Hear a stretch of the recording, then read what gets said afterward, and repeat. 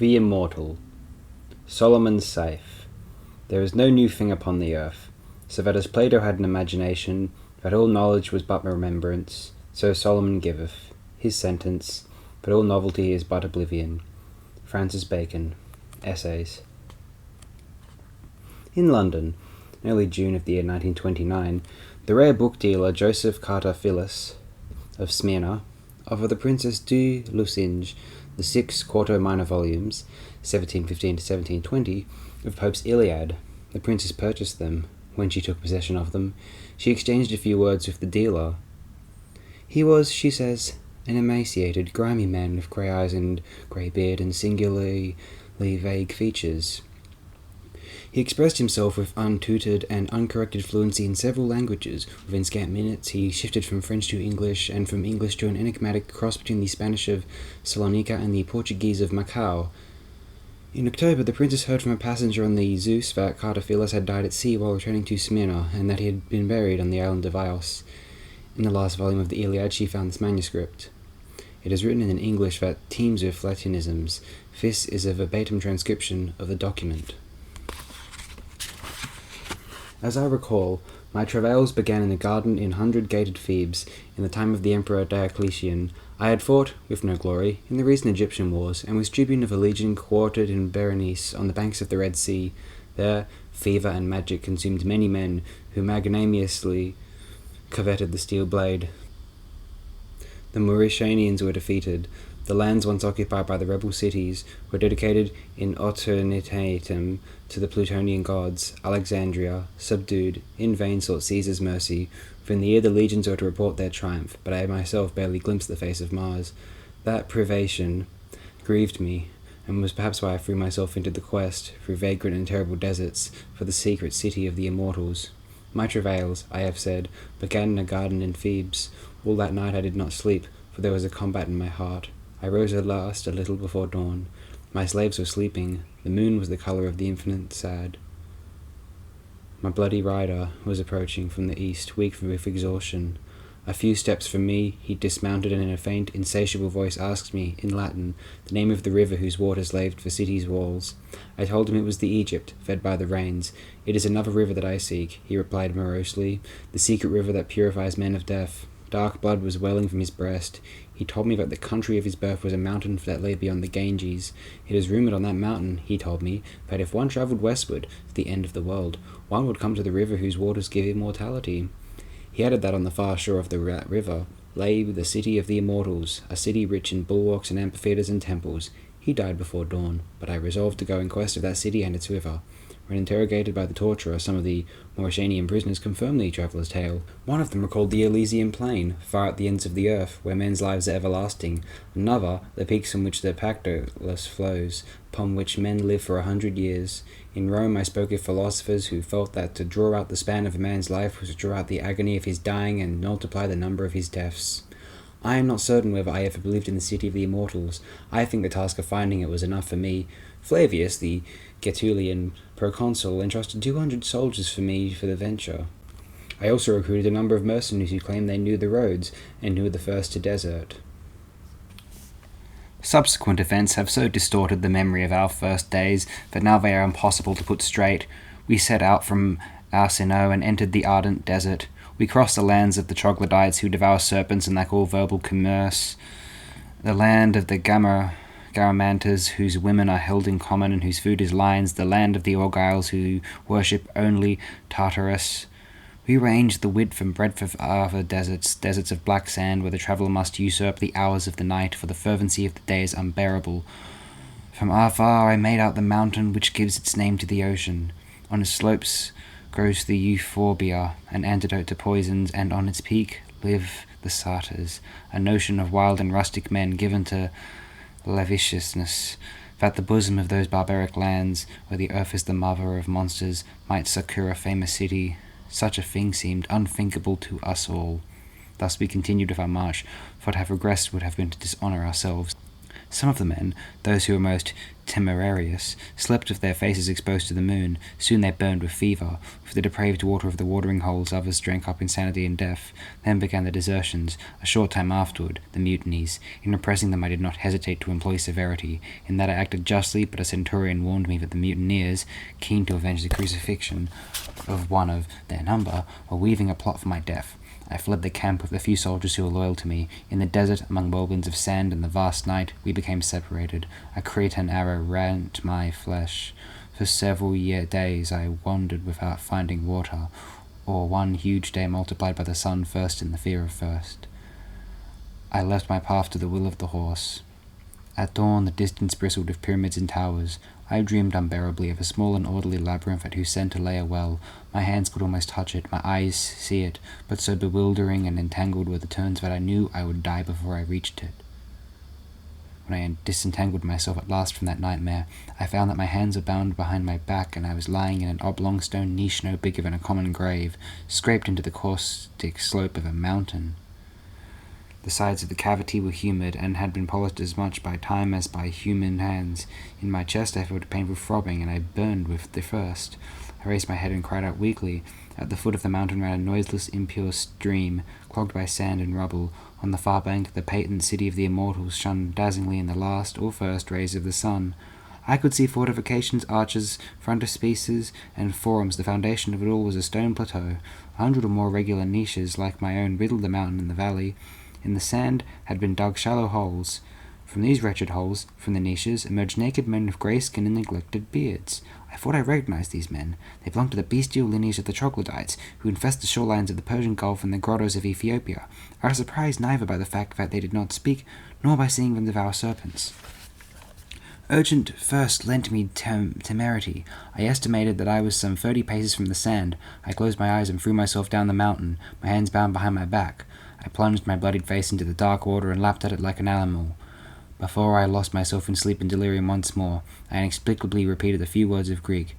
Those from Zelea, wealthy Trojans, who drink the water of dark Aesopus. I cannot say how many days and nights passed over me. In pain, unable to return to the shelter of the caverns, naked on the unknown sand, I let the moon and the sun cast lots for my bleak fate. The troglodytes, childlike in their barbarity, helped me neither survive nor die. In vain did I plead with them to kill me. One day, with the sharp edge of a flake of rock, I severed my bounds. The next, I stood up and was able to beg or steal. I, Marcus Flaminius Rufus, military tribune of one of the legions of Rome, my first abominated mouthful of serpent's flesh. Out of avidity to see the immortals, to touch that more than human city, I could hardly sleep, and as if the troglodytes could divine my goal, they did not sleep either. At first I presumed they were keeping a watch over me. Later I imagined that my uneasiness had communicated itself to them, as dogs can be infected in that way. For my departure from the barbarous village, I chose the most public of times, sunset, when almost all the men emerged from their holes and crevices in the earth and gazed out unseeingly toward the west. I prayed aloud, less to plead for divine favor than to intimidate the tribe with articulate speech. I crossed the stream bed clogged with sandbars and turned my steps toward the city. 2 or 3 men followed me confusedly. They were of short stature, like the others of that species, and inspired more revulsion than fear. I had to skirt a number of irregular pits that I took to be ancient quarries. Misled by the city's enormous size, I had thought it was much nearer. Toward midnight, I set my foot upon the black shadow, bristling with idolatrous steps upon the yellow sand of the city's wall. My steps were halted by a kind of sacred horror, so abhorred by mankind and novelty in the desert, that I was cheered to note that one of the troglodytes had accompanied me to the last. I closed my eyes and waited, unsleeping, for the dawn. I have said that the city was builded on a stone plateau. That plateau, with its precipitous sides, was as difficult to scale as the walls. In vain did my weary feet walk round it. The black foundation revealed not the slightest irregularity, and the invariance of the walls prescribed even a single door. The force of the day drove me to seek refuge in a cavern. Toward the rear there was a pit, and out of the pit, out of the gloom below, rose a ladder. I descended the ladder and made my way through a chaos of squalid galleries to a vast, indistinct circular chamber. 9 doors opened into that cellar-like place. 8 led to a maze that returned deceitfully to the same chamber. The 9th led through another maze to a second circular chamber, identical to the first. I am not certain how many chambers there were. My misery and anxiety multiplied them. The silence was hostile and virtually perfect, aside from a subterranean wind whose cause I never discovered. Within those deep webs of stone there was no sound. Even the thin streams of iron-coloured water that trickled through crevices in the stone were noiseless. Horribly, I grew used to that dubious world. It began to seem incredible that anything could exist save 9-doored cellars and long, forking subterranean corridors. I know not how long I wandered under the earth. I do know that from time to time, in a confused dream of home, I conflated the horrendous village of the barbarians and the city of my birth among the clusters of grapes. At the end of one corridor, a not unforeseen wall blocked my path, and a distant light fell upon me. I raised my dazzled eyes. Above, vertiginously high above, I saw a circle of sky so blue it was almost purple. A series of metal rungs led up the wall. Weariness made my muscles slack, but I climbed that ladder, only pausing from time to time to sob clumsily with joy. Little by little I began to discern friezes and the capitals of columns, triangular pediments and vaults, confused glories carved in granite and marble. Thus it was that I was led to ascend from the blind realm of black and in the intertwining labyrinths into the brilliant city. I emerged into a kind of small plaza. A courtyard might better describe it. It was surrounded by a single building of irregular angles and varying heights. It was to this heterogeneous building that the many cupolas and columns belonged. More than any other feature of that incredible monument, I was arrested by the great antiquity of its construction. I felt that it had existed before humankind, before the world itself. Its patent antiquity, though somehow terrible to the eyes, seemed to accord with the labour of immortal artificers. Cautiously at first, with indifference as time went on, desperately toward the end, I wandered the staircases and inlaid floors of that labyrinthine palace. I discovered afterward that the width and height for the treads on the staircases were not constant. It was this that explained the extraordinary weariness I felt. This palace is the work of the gods, was my first thought. I explored the uninhabited spaces, and I corrected myself. The gods that built this place have died. Then I reflected upon its peculiarities and told myself, the gods that built this place were mad. I said this, I know, in a tone of incomprehensible reproof that verged upon remorse, with more intellectual horror than sensory fear. The impression of great antiquity was joined by others, the impression of endlessness, the sensation of oppressiveness, and horror, the sensation of complex irrationality. I had made my way through a dark maze, but it was the bright city of the Immortals that terrified and repelled me. A maze is a house built purposely to confuse men. Its architecture, prodigal in symmetries, is made to serve that purpose. In the palace that I imperfectly explored, the architecture had no purpose. There were corridors that led nowhere, unreachably high windows, grandly dramatic doors that opened onto monk-like cells or empty shafts, incredible upside-down staircases with upside-down treads and balustrades. Other staircases, clinging airily to the side of the monumental wall, petered out after 2 or 3 landings in the high gloom of the cupolas, arriving nowhere. I cannot say whether these are literal examples I have given. I do know that for many years they plagued my troubled dreams. I can no longer know whether any given feature is a faithful transcription of reality or one of the shapes unleashed by my nights. This city, I thought, is so horrific that its mere existence, the mere fact of its having endured, even in the middle of a secret desert, pollutes the past and the future and somehow compromises the stars. So long as this city endures, no one in the world can ever be happy or courageous. I do not want to describe it, a chaos of heterogeneous words, the body of a tiger or a bull, pullulating with teeth, organs, and heads monstrously yoked together, yet hating each other. Those might perhaps be approximate images. I cannot recall the stages by which I returned, nor my path through the dusty, humid crypts. I know only that I was accompanied by the constant fear that when I emerged from the last labyrinth, I would be surrounded once again, by the abominable city of the Immortals.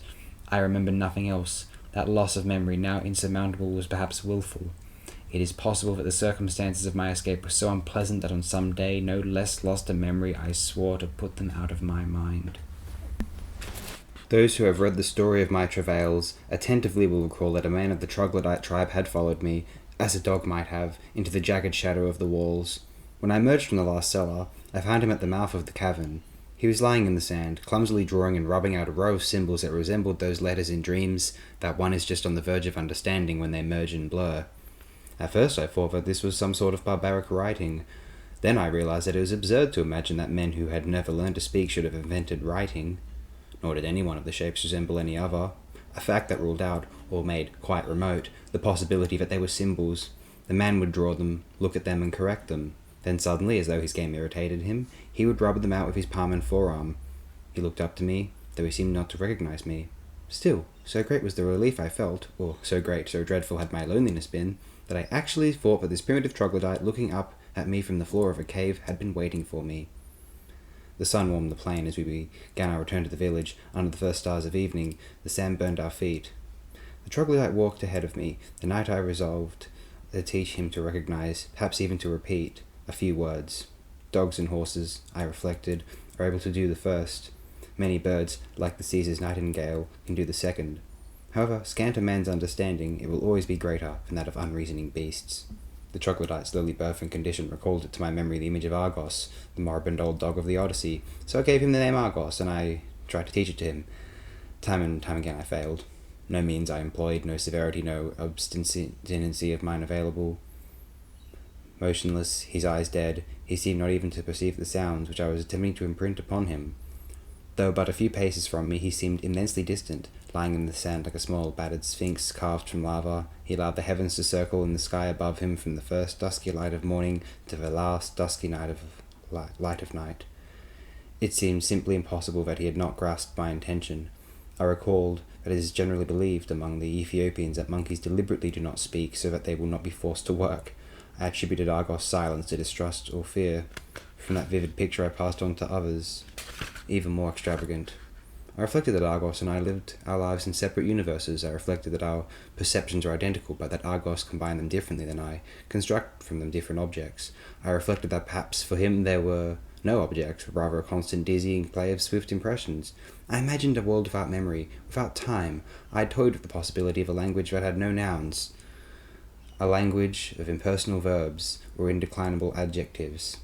In these reflections, many days went by, and with the days, years. Until one morning, something very much like joy occurred. The sky rained slow, strong rain. Nights in the desert can be frigid, but that night had been like a cauldron. I dreamed that a river in Thessaly, into whose waters I had been thrown back a golden fish, was coming to save me. I would hear it approaching over the red sand and the black rock. A coolness in the air and the scurrying sound of rain awakened me. I ran out naked to welcome it. The night was waning. Under the yellow clouds, the tribe, as joyously as I, was offering itself up to the vivid torrents in a kind of ecstasy. They reminded me of Corybantes possessed by the gods. Argos, his eyes fixed on the Empyrean, was moaning. Streams of water rolled down his face. Not just rain, but also, I later learned, tears. Argos, I cried. Argos. Then with gentle wonder, as though discovering something lost and forgotten for many years, Argos stammered out these words. Argos, Ulysses' dog. And then, without looking at me, this dog lying on the dung heap. We accept reality so readily, perhaps because we sense that nothing is real. I asked Argos how much of the Odyssey he knew. He found using Greek difficult. I had to repeat the question. Very little, he replied. Less than the meagerest rhapsody. It has been 1100 years since last I wrote it. That day, all was revealed to me. The troglodytes were the Immortals. The stream and its sand-laden waters, the river sought by the rider. As for the city, whose renown had spread to the very Ganges, the Immortals had destroyed it almost 900 years ago. Out of the shattered remains of the city's ruin, they had built on the same spot the incoherent city I had wandered through. That parody or antithesis of city, which was also a temple to the irrational gods that ruled the world, and to those gods about whom we know nothing, save that they do not resemble man. The founding of this city was the last symbol to which the Immortals had descended. It marks the point at which, esteeming all exertion vain, they resolved to live in thought, in pure speculation. They built that carapace, abandoned it, and went off to make their dwellings in the caves. In their self-absorption, they scarcely perceived the physical world. These things were explained to me by Homer, as one might explain things to a child. He also told me of his own old age, and of that late journey he had made, driven, like Ulysses, by the intention to arrive at the nation of men that know not what the sea is, that eat not salted meat, that know not what an oar might be. He lived for a century in the city of the Immortals, and when it was destroyed, it was he who counselled that this other one be built. We should not be surprised by that. It is rumoured that after singing of the war of Ilion, he sang of the war between the frogs and rats. He was like a god who created first the cosmos, and then chaos. There is nothing very remarkable about being immortal. With the exception of mankind, all creatures are immortal, for they know nothing of death. What is divine, terrible, and incomprehensible is to know oneself immortal. I have noticed that in spite of religion, the conviction as to one's own immortality is extraordinarily rare. Jews, Christians, and Muslims all profess belief in immortality, but the veneration paid to the first century of life is proof that they truly believe only in those 100 years, for they destine all the rest throughout eternity to rewarding or punishing what one did when alive. In my view, the wheel conceived by certain religions in Hindustan is much more plausible. On that wheel, which is neither end nor beginning, each life is the effect of the previous life, and engenderer of the next, yet no one life determines the whole. Taught by centuries of living, the Republic of Immortal Men had achieved a perfection of tolerance, almost of disdain. They knew that over an infinitely long span of time, all things happen to all men.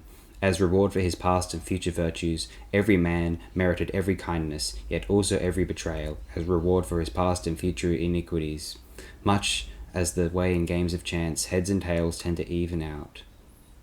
So cleverness and dullness cancel and correct each other. Perhaps the rude poem of El Cid is the counterweight demanded by a single epithet of the eclogues or maxim from Heraclitus. The most fleeting thought obeys an invisible plan, and may crown or inaugurate a secret design. I know of men who have done evil in order that good may come of it in future centuries, or may already have come of it in centuries past. Viewed in that way, all our acts are just, though also unimportant. There are no spiritual or intellectual merits. Homer composed the Odyssey. Given infinite time, with infinite circumstances and changes, it is impossible that the Odyssey should not be composed at least once. No one is someone. A single immortal man is all men. Like Cornelius Agrippa, I am God, hero, philosopher, demon, and world. Which is a long-winded way of saying that I am not. The notion of the world as a system of exact compensations had an enormous influence on the immortals. In the first place, made them immune to pity. I have mentioned the ancient quarries that dotted the countryside on the far bank of the stream. A man fell into the deepest of those pits. He could not be hurt, could not die, and yet he burned with thirst. 70 years passed before he was thrown a rope. Nor was he much interested in his own fate. His body was a submissive domestic animal. All the charity it required each month was a few hours' sleep, a little water, and a scrap of meat. But let no one imagine that we were mere ascetics. There is no more complex pleasure than thought, and it was time to thought that we delivered ourselves over. From time to time, some extraordinary stimulus might bring us back to the physical world. For example, on that dawn, the ancient elemental pleasure of the rain. But those lapses were extremely rare. All immortals were capable of perfect quietude. I recall one whom I never saw standing. A bird had made its nest on his breast. Among the corollaries to the doctrine that there is no thing that is not counterbalanced by another, there is one that has little theoretical importance, but that caused us at the beginning or end of the 10th century to scatter over the face of the earth. Maybe summarized in these words: there is a river whose waters give immortality. Somewhere there must be another river whose waters take it away. The number of rivers is not infinite. An immortal traveller wandering the world will someday have drunk from them all. We resolve to find that river. Death, or reference to death, makes men precious and pathetic. Their ghostliness is touching. Any act they perform may be their last. There is no phase that is not on the verge of blurring and fading away like the phases in a dream. Everything in the world of mortals has the value of the irrevocable, irrecoverable, and contingent. Among the immortals, on the other hand, every act, every thought is the echo of others that preceded it in the past, with no visible beginning, and the faithful presage of others that will repeat it in the future, ad vertiginem. There is nothing that is not as though lost between indefatigable mirrors. Nothing can occur but once. Nothing is preciously in peril of being lost. The elegiac, the sombre, the ceremonial are not modes the immortals held in reverence. Homer and I went our separate ways at the portal of Tangier. I do not think we said goodbye.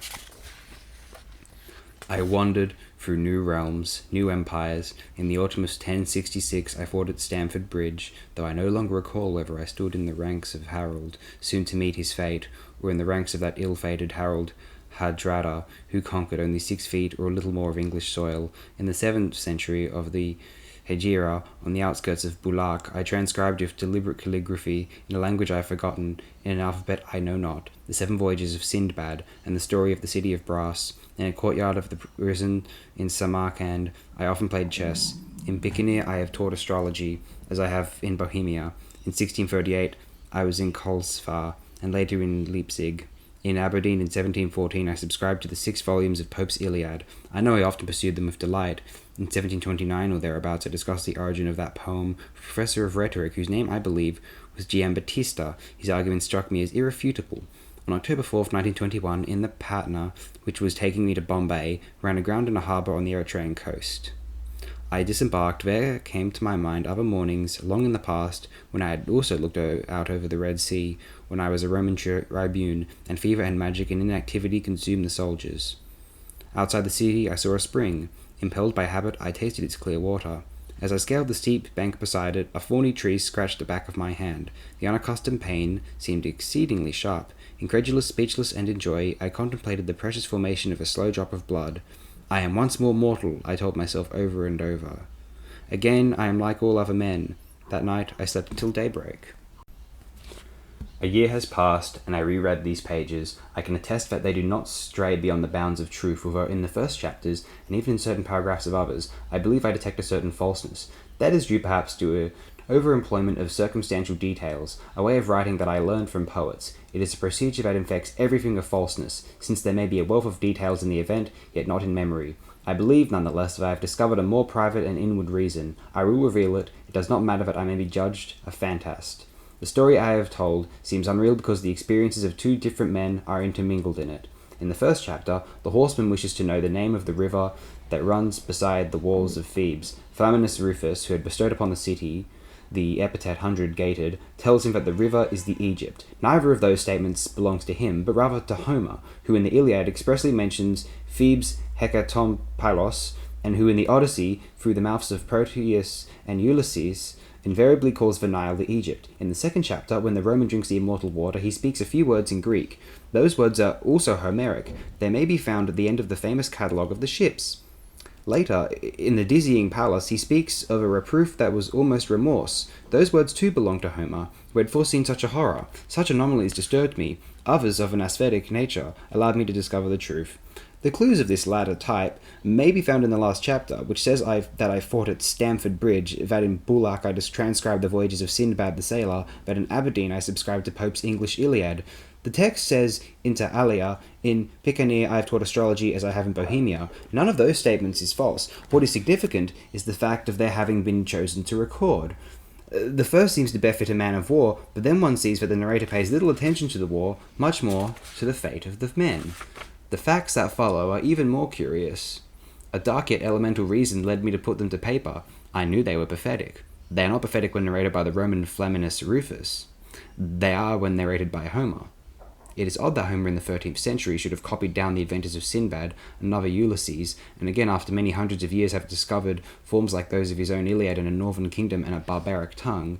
As for the sentence that contains the name Bicaner, one conceives it has been composed by a man of letters desirous, like the author of the catalogue of ships, of wielding splendid words. As the end approaches, there are no longer any images from memory, there are only words. It is not strange that time may have confused those that once betrayed me with those that were symbols of the fate of the person that accompanied me for so many centuries. I have been Homer. Soon, like Ulysses, I shall be nobody. Soon, I shall be all men. I shall be dead. Postscript, 1950. Among the commentaries inspired by the foregoing publication, the most curious, if not most urbane, is biblically titled A Coat of Many Colours, Manchester 1948. It is the work of the supremely preservant pen of Dr. Nahum Cordovero, and contains some 100 pages. It speaks of the Greek anthologies, of the anthologies of late Latin texts, of that Ben Jonson who defined his contemporaries, of excerpts from Seneca, of Alexander Ross's Virgilius Evangelizans, of the artifices of George Moore and Eliot, and finally of the tale attributed to the rare book dealer Joseph Cartaphilus. In the first chapter, it points out brief interpolations from Pliny, Historia Naturalis v8. In the second, from Thomas de Quincey, Writings Free, 439. In the third, from a letter written by Descartes to the ambassador Pierre Chanot. In the fourth, from Bernard Shaw back to Methuselah 5. From those intrusions or thefts, it infers that the entire document is apocryphal. To my way of thinking, that conclusion is unacceptable. As the end approaches, wrote Cartaphilus, there are no longer any images from memory, there are only words. Words, taken out of place and mutilated, words from other men. Those were the alms left him by the hours and the centuries.